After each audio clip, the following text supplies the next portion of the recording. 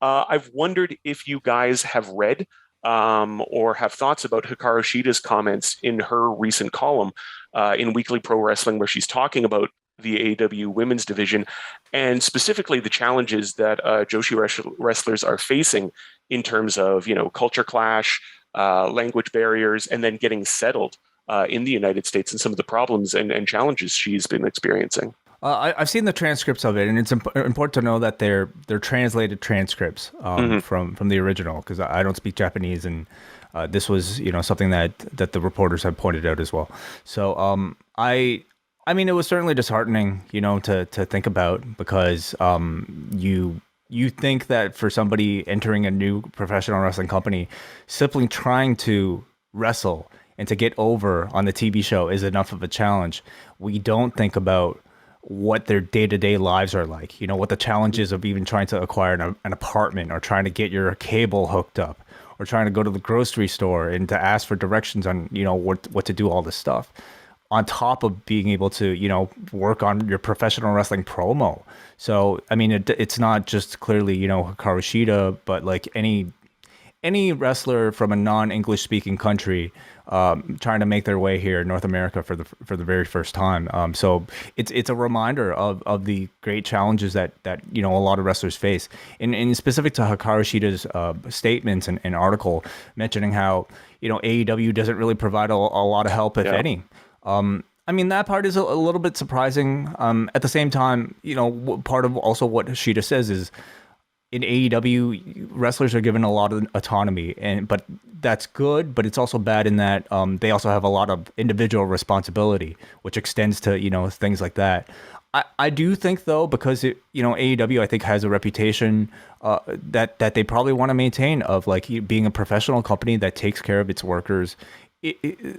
People who are like somebody who is your champion shouldn't be having issues, finding an apartment or getting around and like you taking care of like a driver's license or something. So we know like what Michael Nakazawa at least in some capacity is supposed to be there as a Mm. translator. I don't know how far that role extends beyond the show days. But I do think it would probably be worthwhile for AEW to think about and look at, hiring somebody to just help Yeah. foreign talent integrate themselves. Her specifically mentioning Amy Sakura and being worried for Amy Sakura because at least Shida had some prior English training, but Amy Sakura had none.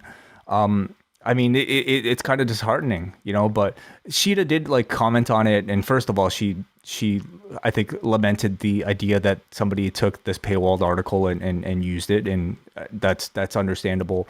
But secondly, I mean, she also seemed to like say, we all have our struggles. This just happens to be mine. Almost like sort of a, hey, I hope I don't get into trouble for this sort of thing.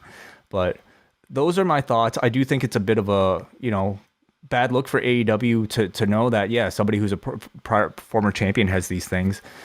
So it's a chance for AEW to hopefully address that.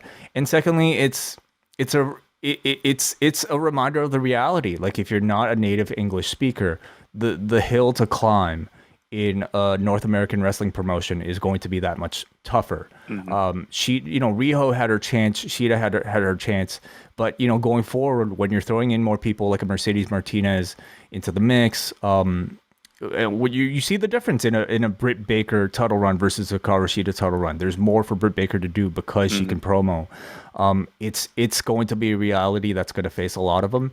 I don't know what their intent is with hiring Joshi wrestlers currently. Obviously, the pandemic, as she mentioned, was a big part of the lessening of bringing over Joshi talent. But I can see AEW kind of dialing back on that unless you're a really exceptional performer. Yeah, I mean, I thought it was a very even-handed, her comments, at least in the translation that I was looking at, seemed very measured and considered. I mean, some of the stuff that she's talking about, like the bottleneck of talent and COVID problems, are obviously just the way of the world and kind of out of AEW's hands. But yeah, I think that there's maybe this is maybe an example of where the very hands-off approach that AEW takes, allowing people to like work independent dates and live wherever they want to in the country, and all of that. This is maybe a case where that sort of kind of laissez-faire policy maybe does hinder some of the talent. So yeah, I think it would certainly behoove them to at least consider taking a more active role, or offering active, and whatever you want to call them, envoys, ambassadors, whoever it might be, people who are there to sort of specifically help those particular talents. But yeah, anyway, that's it for me, guys. Thanks very much. Have a good night. Thanks, Bruce. Thank you, Bruce. Appreciate the call as always.